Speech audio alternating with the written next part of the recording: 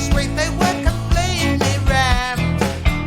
They were filled up to the gunnels, they were queuing down the street. They said, you should have been here last week. I swear, you should have been here last week. Oh yeah, you should have been here last week.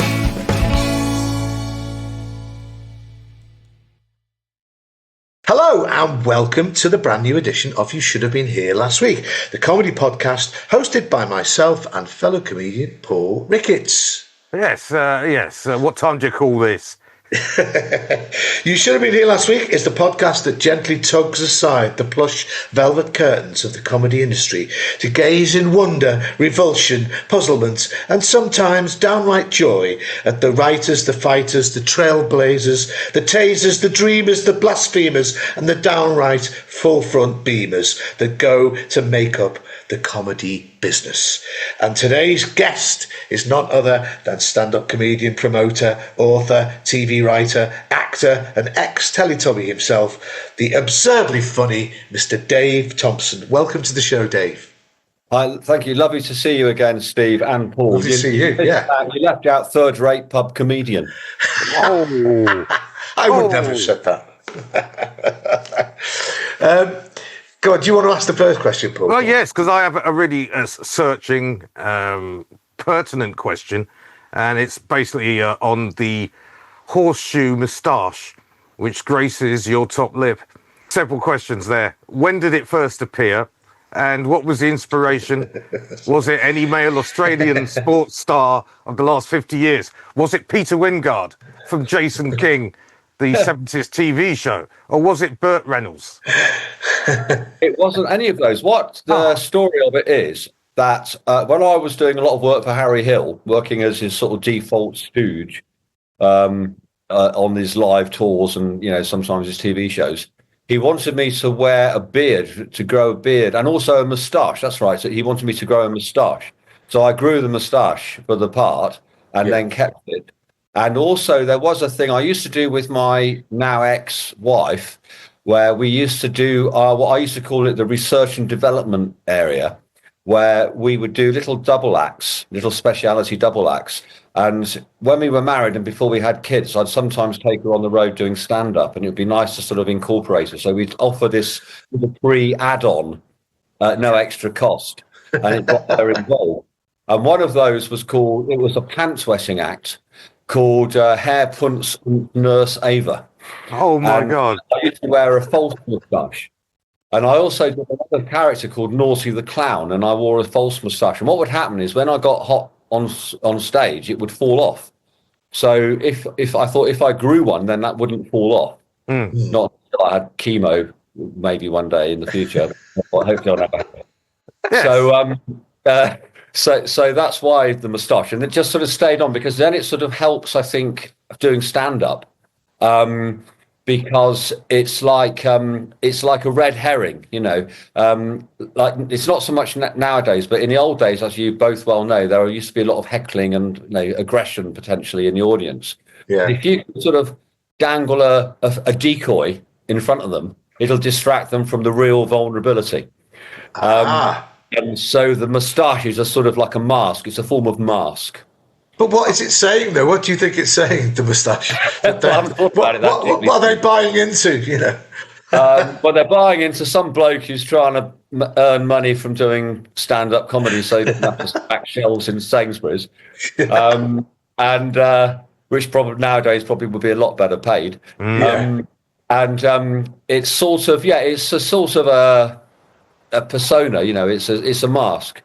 It's a mask. I think it's a Jesus-like countenance that you have there. It's well, you say that, and you're the one with the beard, Paul. Well, it's true. That is true. But Black Jesus, I could possibly be. Who knows? Well, apparently he was anyway. So they say. Yeah, he was. Yeah. But apparently Muhammad was Muslim. But the moustache, it's also it used to be much bigger, but and when I'm shaving it, I normally try to go take it up to here rather than get too large and Peter Wingardy. And I normally do it as well. I normally, about once a week, I dye it a darker colour and my eyebrows. Partly to try and look younger, so I've got more chance of pulling after the gig, and partly because it's obviously, you know, under stage lights and stuff. You want to, as if I do many gigs with stage lighting these days. It's also good to have a bit more. It's more visible on stage, but it gives a bit more authority. Yeah. I haven't dyed it recently because I was actually asked not to dye it for a screen acting role. Do you remember your first ever gig and how you got started?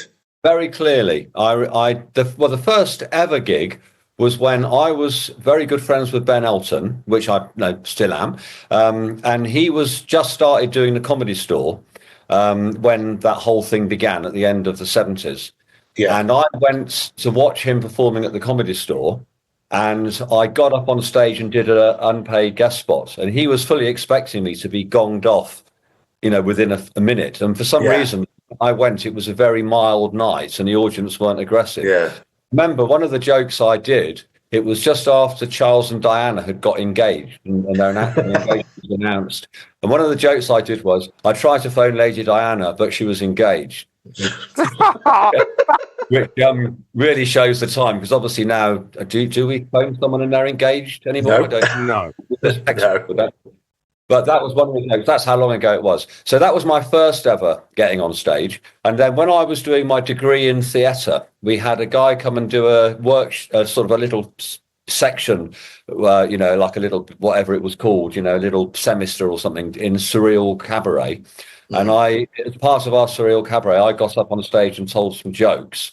And I didn't think of it at the time as stand-up comedy, but that's what it was. It was stand-up comedy. That was in the bar of Palace Theatre in Plymouth. And then I consciously decided I want to be a stand-up comedian. And my first ever gig was at the Canal Cafe Theatre. Oh my God! They used to have every other Monday night. They'd have a sort of a open mic night where it was either new acts or people trying new material, mostly new acts. And Mark Steele was comparing, and I thought at the time he was really terrible. But then, of course, I went on to realise that he's absolutely transcendentally brilliant and a massive, huge talent and a brilliant comic. How did your first proper gig go? Was it good? I wasn't very good. For years and years, I was really shit. And it shows how different things were then, because I only did 4 unpaid open spots before I got my first paid 20 minutes. Wow. Jesus. Yeah. That's the speed. That's warp factor speed in today's terms, isn't it? Yeah, you've got to do 5 years of being brilliant before you get your first paid. And then you've still got to drive 3 other acts back to London.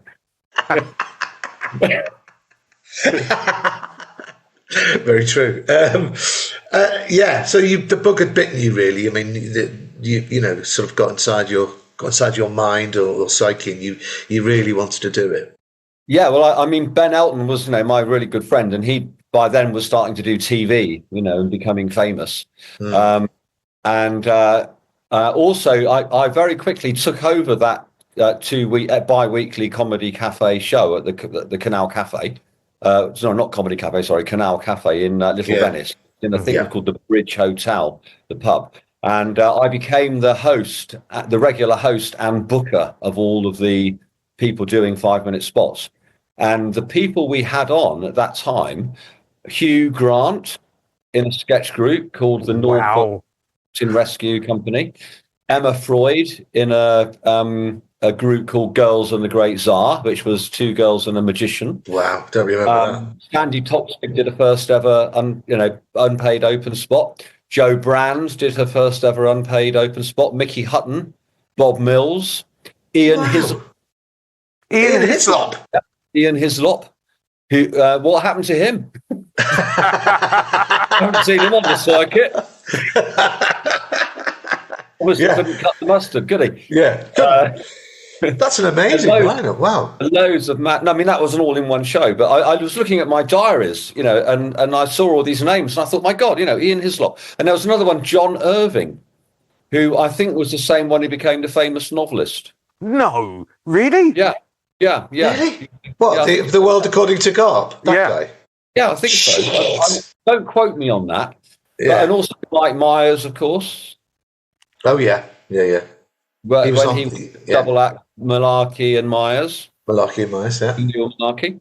So the most successful people out of that list basically do not do stand-up anymore. They all got into No, other very things, sensible. made lots more money.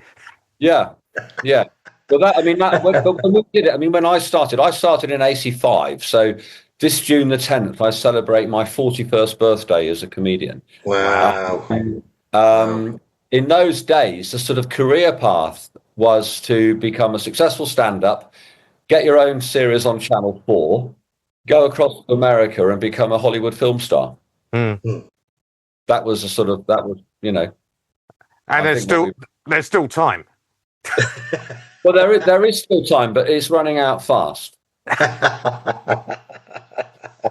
At the beginning, was it your beautifully crafted jokes that you were doing, or was there clowning in your set even then?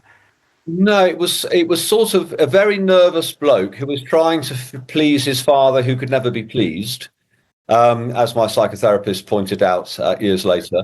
And, and I did jokes, and I actually, one of my very first, if not my first joke, when I decided to become a comedian, I've actually done it again a few times recently, because it's the beginning of a new sort of routine. And the joke was, I had a very insecure childhood because I came from a broken orphanage.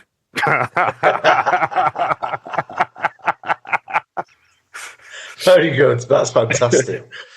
Am I right in remembering as well, though? Did you not at one time wear a sort of costume, a very sort of like all in one bodysuit, almost, wasn't it? Was it? I had a routine because I went to Dartington College of Arts and did a degree in theatre, right?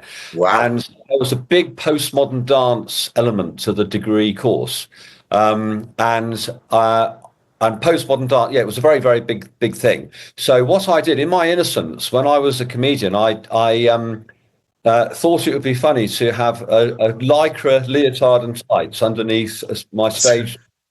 And then to say what I want to say, I can't really express myself through the medium of stand-up comedy, and I start taking my clothes off and reveal the bright red lycra leotard and tights. I say, I think I have to express myself using the medium of postmodern dance, and then I have the sound cue of Bartok's Allegro Barbaro, which is a very vigorous piece of piano music. Yeah.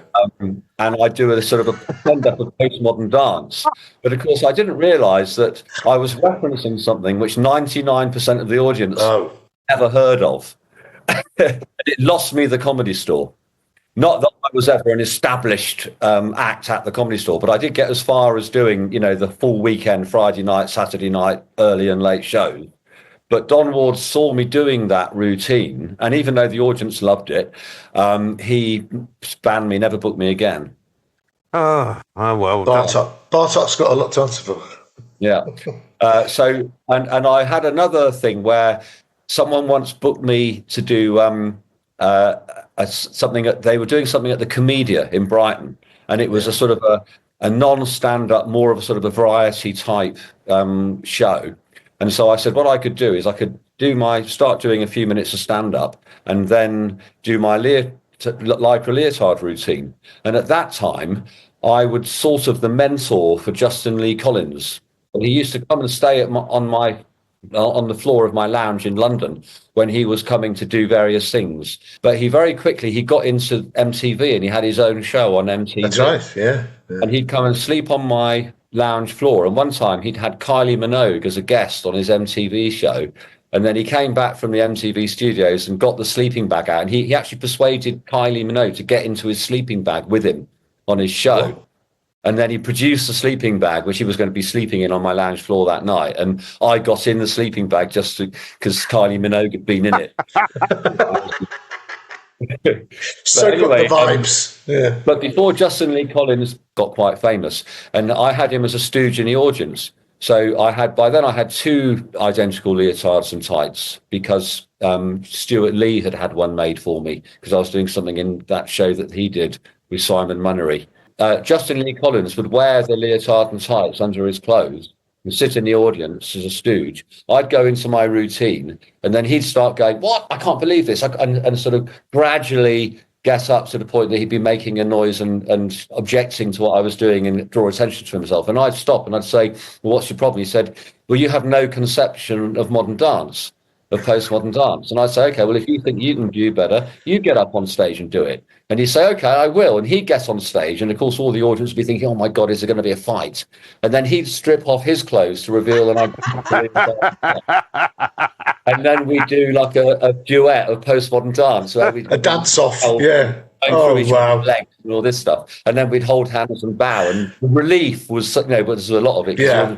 Thank God for that. There's not going to be a fight. But anyway, I was doing this. Justin Lee Collins, I think, had then gone on to become famous with the Friday night projects on Channel 4 and everything. And I got another guy who was a friend, he's still a friend, but he agreed to do the stooge bit that Justin Lee Collins used to do. So he was in the audience with my leotard and tights on in the Comedia in Brighton. But for some reason, this particular show, instead of having the normal Brighton arty crowd in to watch this sort of non-stand-up avant-garde cabaret show, they had all these sort of drunken geezers who might as well want a coat from Essex or up the creek somewhere. And they were sitting through all these sort of experimental avant-garde sort of acts and getting more and more frustrated and angry. And then I came on and started doing my stand-up. And because it was like joke, pause, that was when they suddenly pounced in. And so suddenly, in what was supposed to be just a little tiny few minutes of stand-up before going into the visual arty, they were all shouting and heckling and expressing their hatred. And my friend who was the stooge with my leotard and tights on lost his bottle. Oh, no. And left the building. Then I was there thinking, oh, it's going to be okay, because when I start taking my clothes off and I've got my friend coming in, they'll have nothing to heckle anymore. It'll all be okay. But of course, he never appeared because God. And the reason he'd gone was because he was going to be doing his Edinburgh show preview there, and David Lavender, the then-time artistic director of the Comedia in Brighton, was in the audience watching the show. So he didn't want to risk being associated with, what was now an act that was being heckled and going down. Oh, my God. So that's why he jumped ship. I'd never had my stooge come out of the audience. So my postmodern dance bit, it just went down even worse. And David Lavender said, he actually then said, "I never want Dave Thompson, performing here again ever." And that was always Stephen Grant's reason for never booking me to do the. Oh no! I had done it before. And then ironically, there was another show which Paul Zenon was doing, which was another sort of non-stand-up show, and I did my my pant-wetting act with my now ex-wife Ava, Herr Punz und Nurse Ava, and I wore this big false moustache. And David Lavender came up to me and congratulated me on a brilliant act, not knowing I was the same guy. Dave Thompson. That is brilliant. Brilliant. Oh, my God. And the pant-wetting act consisted of, I actually invented a pant-wetting device, which was modified. Like when cyclists go do long-distance cycling, they have like a big bladder on their on the backpack bladder with a pipe that they can drink water. Well, I modified it so the pipe went down into my trousers. And then I'd be introduced as Herr Punz, the world's best a triangle player. And I'd either have a sound of an accordion, like the sort of Parisian clowny sort of, piano accordion thing, or there'd be a real accordion player. Then I'd come on wearing these trousers and a braces and a great big moustache, false moustache, and my triangle. And then I'd sort of keep missing my cue to do my triangle. And then wet my pants. But it wasn't really wetting my pants, because I'd twist the little valves without anyone noticing, so that the bladder would empty and then make my pants look like I'd wet myself. And then I'd look down and have all the embarrassment of having wet myself. And then Ava would come in a PVC nurse's outfit and hang a little sort of hospital-type green curtain, which was just a green shower curtain, in front of me, and then change my trousers and pants behind the curtain, and then take the thing off and they sort of go, Clean trousers now, identical pair of trousers. No, I think we'd even just hold hands and bow, and that was Oh my God. Yeah. Fantastic. I later on did a Madonna bit. Which I always loved the way you went into that. Goes, oh, does everyone feel a bit hot? Yeah. Yeah. Well, the Madonna bit was that came out of working with Harry Hill, because he would do at the Half Moon in Putney. He had his comedy band. He'd do a thing where he'd sing "Hung Up" Madonna, and then I'd come on wearing just the top of it was the purple leotard by then, and blonde wig, and I'd be Madonna and dance around him, with my big moustache. And he'd go, "I'm Guy Ritchie," and put a tweed cap on. That was probably and then Harry said to me, "You should do that in your act." And I said, "Really?" And he said, "Yeah." And I said, "Well, that it's your idea and everything." He said, doesn't matter about that. I think you should end your act as make that your big finish." So I then did that as my big finish, for a while. But the criticisms of that were that it was just like bolted onto the end of the act. Yeah. It wasn't part of a sort of a through narrative. Yeah. And I did it once at an army base. And it was sort of good in that it was a big finish and made lots of noise because you got recorded sound playing loudly, But when I went out amongst the audience, one of the soldiers grabbed me and actually kissed me. And it was like really horrible, And I've told my friend, Bruce Graffo, another brilliant comedian. Fantastic. And he said, "Well, that's the thing with soldiers, is they see the clothes, they don't see the person underneath them." I thought it was a very good show business insight. I saw the Joker, and where he goes into the toilet and does interpretive dance, and I just thought he nicked your act. I thought that was... Well, you never know. They might have done. You never know. So we wanted to cover we shall call them the Tinky Winky years, but how did that come about? How did you sort of get into becoming a Teletubby?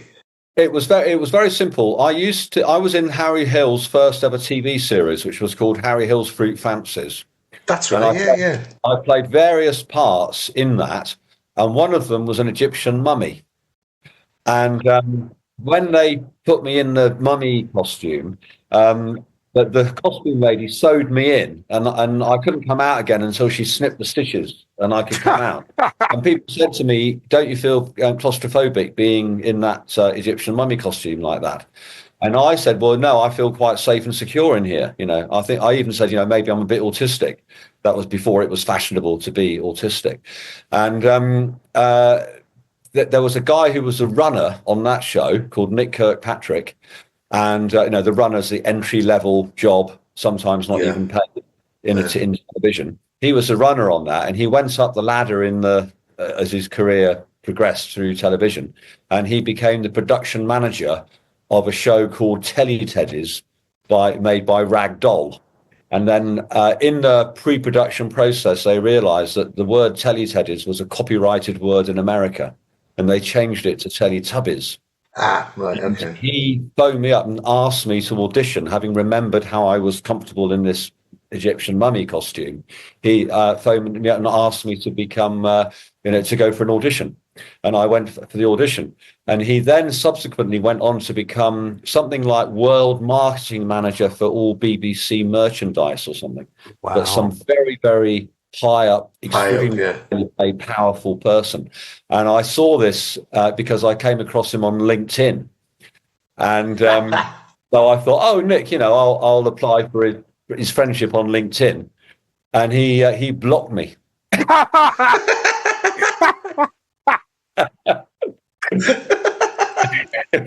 So friendship not accepted. Oh my God. I mean, what was that whole thing like? I mean, what was it like being in the eye of that? Because it was absolutely, I have to say that my kids, loved it because they were little at the time. It was huge, wasn't it? Yeah, but it's bigger now than it was then. It's a very strange thing because it's like having one foot in failure and one foot in success. And it's also the quintessence of the whole entertainment business, really. And the sort of the takeaway thing from it is that you'd think that children's TV would be a bit more innocent and gentle than adult TV, but the opposite is true because the company that made Teletubbies, Rag Doll, they specialize in children's television, and they sell it all over the world. Because if you've got TV shows aimed at very young children, firstly, it travels to any country in the world pretty much. And as it's creatures, not humans, it transcends race. And the countries can put their own language over it. So unless you've got Taliban who don't believe in any sort of dancing or singing, it's pretty much exportable everywhere. And they did sell them pretty much all over the world and made a huge amount of money. And if you add the merchandise onto that, I mean, the Teletubbies made the producer and owner of Ragdoll Productions the second richest woman in the UK after the Queen. Wow. Until J.K. Rowling knocked her into third place. Wow. Bloody hell. Did you keep the handbag? No, I didn't keep the handbag. When we finished the first season, it finished on the 1st of November because it was all filmed on location. So when the weather started getting cold, they ended and didn't start again until the following spring. And on the 1st of November, which was the last day of filming, lots of people were taking stuff as souvenirs like Tubby Toast and, various things. Yeah. And because I try to have a policy of never stealing anything, I didn't steal anything. And I now sort of wish I had, maybe taken a bit of Tubby Toast or something.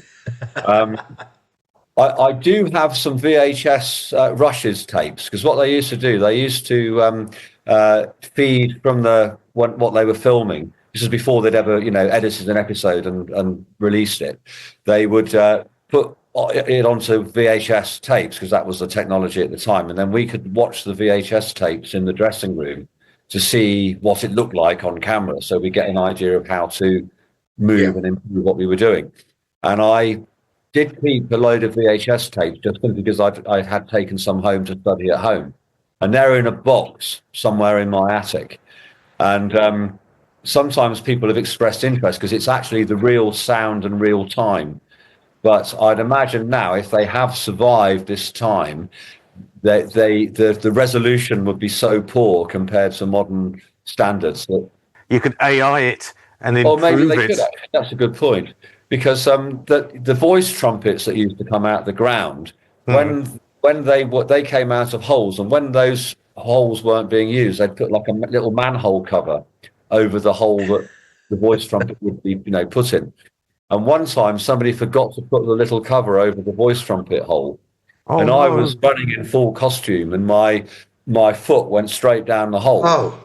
And I'd like to think that if it wasn't for the fact that I am a black belt in Aikido and able to react to something very quickly, I would probably have broken my leg quite badly. You've got footage of that happening, have you? Yeah, there's footage of that happening somewhere in my attic. Wow.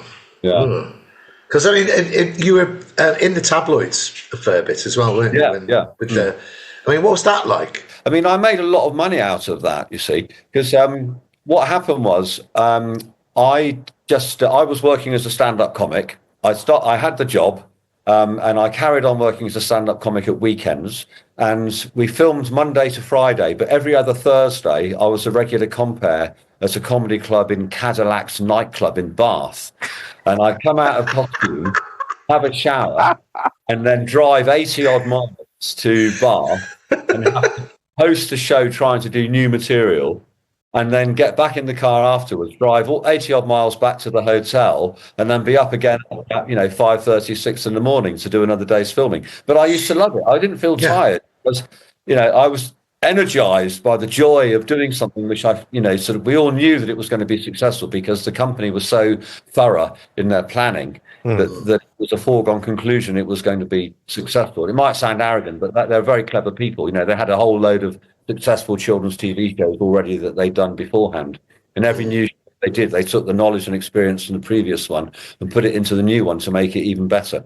So anyway, when I got fired, I just carried on doing stand-up comedy.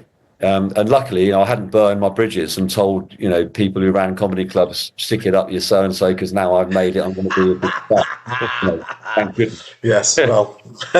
So I just carried on doing stand-up. And then Steve Punt, he gave my phone number to a journalist, and she phoned me up and said, "Hope you don't mind me phoning you up, but I heard that you're a Teletubby." This was now when I was fired, but the show was now being broadcast and it had become a sensation. Yeah. And I said, well, I used to be, but I got sacked. And I just gave her an honest little interview. And she was Rachel somebody, and she was a journalist for The Independent on Sunday. And it was in the summer, it was July 97. And I was doing comedy on the comedy stage at some festival in Devon. And I remember John Otway. Remember John Otway? Yeah. And he walked on a Sunday morning. I was sitting in the mouth of my tent, probably smoking a joint or something.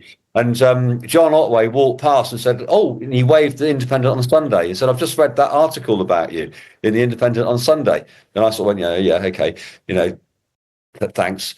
Carried on doing what I was doing. And then the next morning, the Monday morning, I was woken up by all these people around my tent saying, "Dave, your life has changed. Your life has changed." And they were waving the tabloid, and all the newspapers had picked up on this little thing in The Independent on Sunday, and it was front page news on every newspaper. And even 10 Downing Street had issued a statement about my being fired. And there were all these celebrities going on, celebrities I'd never met and never have met were giving quotes about, "Oh, we love Tinky Winky. He's such a great character," talking about the character Tinky Winky. And of course, the tabloids treated it as if it had just happened, even though in the interview for The Independent on Sunday, I'd said that this had happened, months and months previously. You said that they didn't like the actual reason they got rid of you. So they didn't like your interpretation. What does that mean? The letter said, which I've still got, it said that whilst we know you've given it your best shot, your interpretation of the role has not been accepted. Oh, and the letter was terrible. It wasn't even from the producers; it was from the accountants. Oh no! Yeah. Oh no. But anyway, so that then became this huge thing, and it was just an explosion in the media. And at the time, mobile phones were still not very used, and I, being still a friend of Ben Elton, he had 2 landlines because he was obviously a famous celebrity. And he had 2 landlines, one that he gave the number out and the other one that only he gave to a few people. And because I really wanted to be rich and famous and used him as my sort of role model, I'd had 2 landlines put in my phone. And the next few days, both phone numbers, the private one and the public one, they were both ringing all the time. And I'd get phone calls, say, from, remember Paul Ross, Jonathan Ross's brother? Yeah. Of course, yeah. Paul Ross show on the Friday night.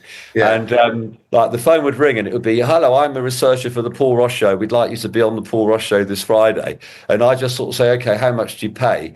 And then they say the amount of money and I'd laugh and hang up and then just wait for the phone to ring again. Oh, how times have changed. And then they'd phone back and say, "Okay, well, how much do you want?" And I'd sort of up the figure. And I was on that, Paul Ross thing, which was made by Carlton TV. And one of the executives and working there at the time, and I met him, was David Cameron. Oh, no. Oh my God. Oh my God. Yeah. Sheesh. Yeah. So, the former now Prime Minister of the UK and responsible for press. Yeah. So, did you think it was unfair? What happened to you? I did feel it was unfair, and it really hurt at the time because when they cast the Teletubbies, they didn't want what they called skin actors, because there are people whose speciality is skin acting, which just basically means they wear a costume. So you've got Dave Prowse, who was Darth Vader. Right. He also got fired. He came from the same part of Bristol I came from, and he got fired from the role of Darth Vader. And he and I used to commiserate because we'd both been fired from the same costume role. He'd be like that. "I'm really pissed off." Well, he didn't do the voices. He had someone else did the voice. Oh, of course, yeah. James Earl Jones, wasn't it? Yeah. That's right, James Earl Jones. But anyway, so that Ragdoll didn't want skin actors. They wanted to get someone who was different and who would bring something of themselves to this role. And at the time I was going, I used to go to a psychotherapist and we talk about your inner child. And I basically exposed my inner child to play Tinky Winky. my young little vulnerable little boy. I'm sorry, that just sounds so dirty, the way you just described that. That is just filth. And then I created the character Tinky Winky, and then basically Ragdoll Productions chewed it up and then spat it out. Oh. Do you think that Teletubbies was cursed then? Well, it's funny you should say that, because there's a hill overlooking the location, which is the site of the most recent ritual witchcraft murder to take place in the UK. And at the time when I did all these various things in the news, the world and stuff, and then I sort of was looking for another story, and I'd get people, journalists from the Sun or the Daily Mail or the Mirror, phoning me up saying and I was trying to think of another story. Then I remembered about how there was this ritual witchcraft murder that happens on a hill called Meon Hill, which overlooks the location. So I dragged that up. I was scraping the barrel a bit. So I did a story in one of the tabloids about this, which the murder's never been solved. Right. So you're like the deep throat of children's TV, aren't you? I mean, it's just. I'm using the Watergate sort of illusion there. I'm not talking about the other deep throat. Yes. No, let's not go there. Yeah. So I'll tell you, every time they release some more Epstein emails, I'm bloody shitting bricks, man. Well, you should be. Which gets me onto this, because they've made a film. We should mention that the film is out. Is that Joe Ball made? That one? Yeah. How many films have you made? Well, there are four. There are four actually. Oh right, okay. Yeah, there are four. And what happened with this one was I did this thing and got another few £100 or a couple of thousand, whatever it was, for doing this story about the witchcraft murder. And then the director who directed Tommy, Ken Russell. Yeah. Yes. Yeah. Yeah. Ken Russell's son, Rupert Russell, is a documentary filmmaker. I know. I worked with him years ago. He declared his undying love to me. And really? Yeah, he's gay. Yeah. Well, anyway, he made a documentary called The Last Sacrifice about this ritual murder. Oh, wow. And when he was doing his research, he came across these tabloid articles I did and asked me to be in the documentary. So I'm in that documentary, which I've never seen. It did a little limited run in cinemas in the UK, but I was always too busy to go and watch it. But anyway, I'm in that. That's one documentary which I'm in, which I still haven't seen. And then Joe Ball made a documentary about me called Tinky Winky, My Story. And then there's another one, an Italian YouTuber, a 23-year-old Italian YouTuber made a documentary about me, which is out on his YouTube channel. That's in Italian. And then that thing, RuPaul Drag Race? Yeah. See? Yeah. Well, the company who make that is called World of Wonder, and they're based in Los Angeles. It's an American production company, and they've made a big documentary about the Teletubbies. Oh my God! And I don't know when it's coming out, but I think it's coming out on Netflix. I don't know whether I'm still in. You never know whether you're going to make the final cut. Of all the things they should make a film about, I think it should be this. It should be this. Your book.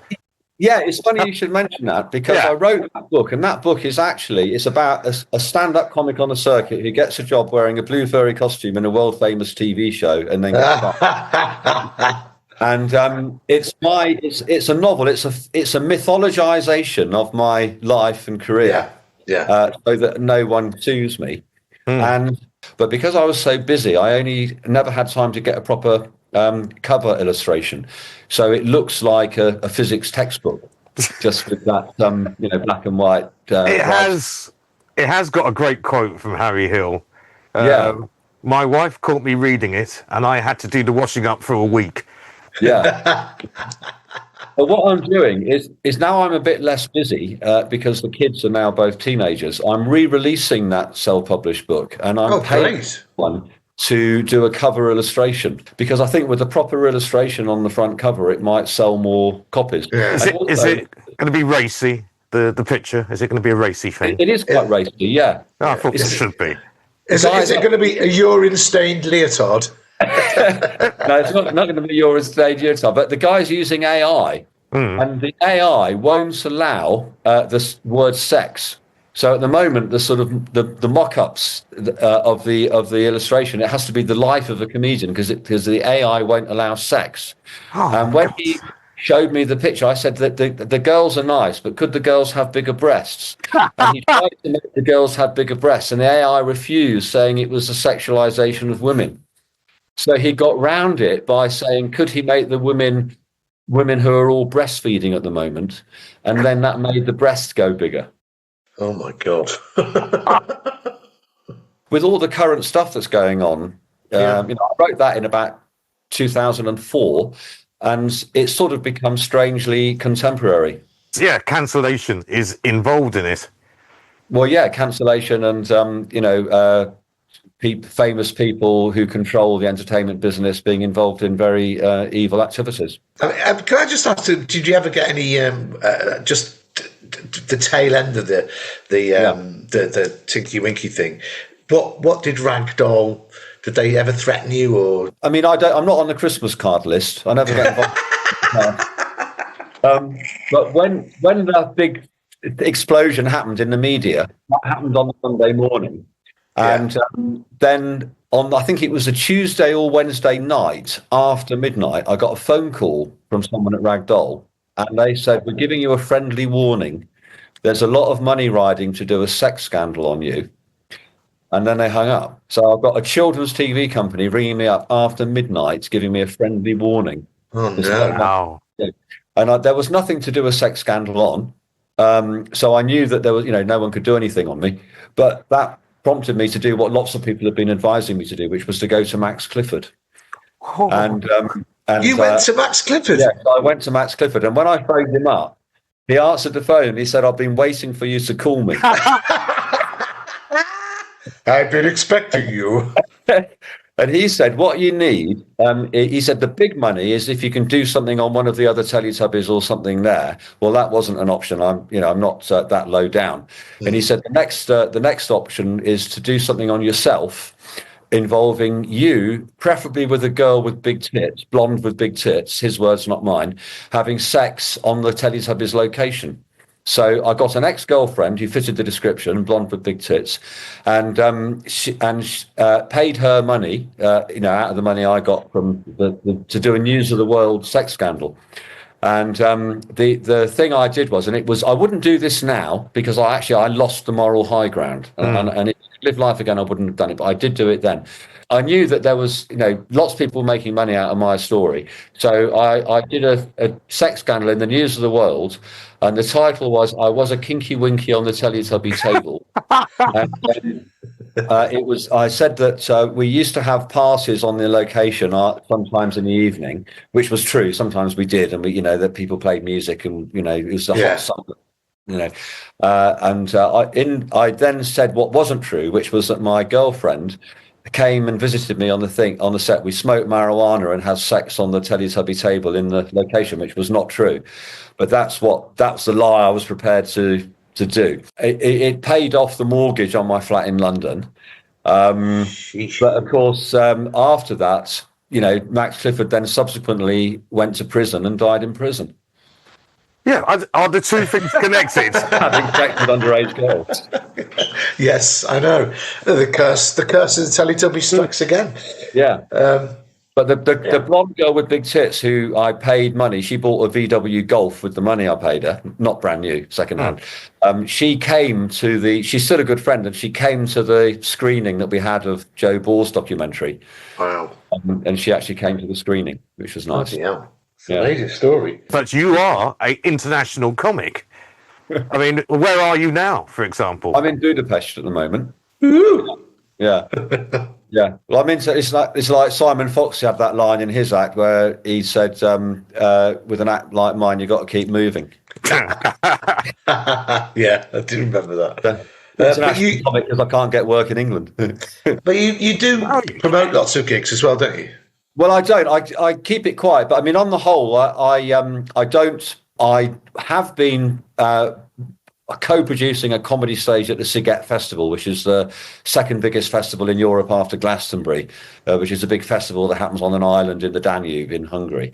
Bloody hell. Wow. But that was really a way of just employing myself to compare the shows. Yeah, and I must say, it's a fantastic gig. Have you done it? Yes, I think I did grace the stage there. Yes. Yeah. We don't tend to use people with guitars, Steve. Sorry about that. I was not even going to say those famous words. Who books this? Yeah. I kicked it out of the park, didn't I? I kicked it out of the park. You did. The cost of a guitar on Ryanair, Steve. It's just I know. I don't. Yeah. Fair play. Good time to stop this wonderful interview, and I'm going to thank you, Dave, for. Lovely talking to you guys. Dave, that was fantastic, mate. Really, really interesting. Well, really thanks. interesting. I'm never happier than I'm talking about myself. Yes, we did notice. So that was Dave Thompson. As you can see, I've switched the lights on now, so things are much, much brighter for the people watching on YouTube. For the people listening, it's exactly the same. No difference at all. Great talking to Dave. He is. There are more stories told about him than most comics in the circuit. I know. Yeah. There's many stories. A wonderful character. So, if you enjoyed this show, as I always say, share, like, comment, ads, because I'm definitely going to follow up this ad thing.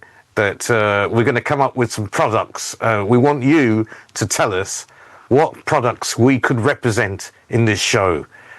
Because at the minute, no one wants to sponsor us. But if we showed the great business community that we could sell shit for them. Yeah. So tell us, what shit do you think we could sell? Yeah. Tell your friends, ask them to come to listen to the show or watch it on YouTube. We're going to say goodbye. Goodbye. Goodbye. Goodbye. Goodbye. Goodbye. They said you should have been here last week.